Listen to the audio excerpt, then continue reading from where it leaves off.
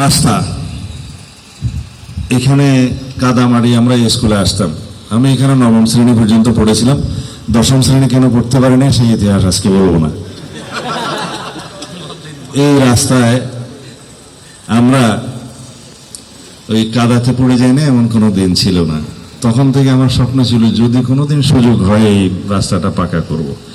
এরপরে একবার, দুইবার, তিনবার বিবর্তনের মধ্যে দিয়ে এটা এখন রোডস অ্যান্ড হাইওয়ের সড়ক, কিন্তু এটা 4 লেন হবে খুব শিগগির ইনশাআল্লাহ। এটা অলরেডি কথাবার্তা হয়ে গিয়েছে। তখন এই খালটা আরেকটু পশ্চিমে শিফট হবে, উপজেলার এই থানার কিছু জায়গা যাবে, এই পাশে যাবে। তো যেহেতু এখানে মসজিদ এবং ইনস্টিটিউশন, এই পাশে হাসপাতাল, সেজন্য এদিকে খুব একটা বেশি 36 ফিটের বেশি জায়গা নাই, সেজন্য এটা হবে। বাকি সব বন্দোবস্ত হবে এবং এটা হবে port connecting number ward, port connecting road number 1। তবে এখন একটা পোর্ট কানেক্টিং রোড হচ্ছে, যেটা আমি আমার একটা অবজারভেশন আমি উপদেষ্টাকে দিয়েছিলাম, জাপানি অথরিটিকে দিয়েছি। সেটা হচ্ছে 13,000 কোটি টাকায় 27 কিলোমিটার রাস্তা বানাচ্ছে, পৃথিবীর মধ্যে সবচেয়ে ব্যয়বহুল রাস্তা, অথচ লোনটা আমাদের ঘাড়ে থাকবে। আপনারা অঙ্ক হিসাব করে দেখেন, প্রতি কিলোমিটার 500 কোটি টাকার বেশি যায়। এখানে যদি আমি এগুলো বর্ণনা করি কেন কিভাবে হয়েছে, সেটা এখানে সাংবাদিকরা আছে, কালকে সব লিখে দিবে। এখন উপদেষ্টা পরিষদ আমার উপরে হুলস্থুল করবে, আমি বলবো না।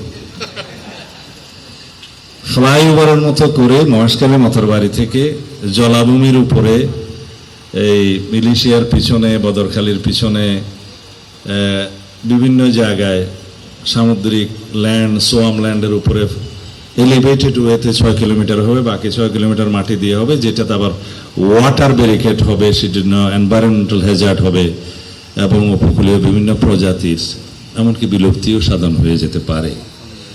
সেটা আমি নিরুৎসাহিত করতে চেয়েছিলাম।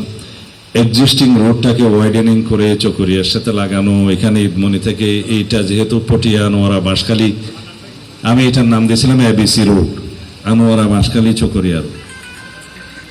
সেটা তখনই 52 কিলোমিটার করেছিলাম, কারণ 50 কিলোমিটার রাস্তা শর্ট হয় কক্সবাজারের সাথে যাতায়াতে। কিন্তু উদ্দেশ্য ছিল আমার মহেশখালী ব্রিজ সহ মহেশখালী পোর্টের। তখন এই মহেশখালী পোর্টের কনসালটেন্সিটা আমরা করেছিলাম 14 কোটি টাকা ব্যয়ে, নৌ পরিবহন মন্ত্রণালয়ের অধীনে। আমার বাসায় বসে এবং মাংনামা ঘাটে বসে কক্সবাজারের বিভিন্ন জায়গায় এই কনসালটেন্সিটা আমি সহ এখানে স্টাডি হয়েছে। আমরা 2006 সালের মধ্যে সাইট সিলেকশনের রিপোর্টটা আমরা গ্রহণ করি।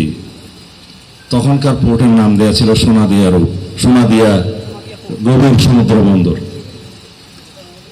কিন্তু 2007 সালে আমরা রাষ্ট্র ক্ষমতা থেকে চলে যাওয়ার পরে তার টেকনিক্যাল এবং ফিনান্সিয়াল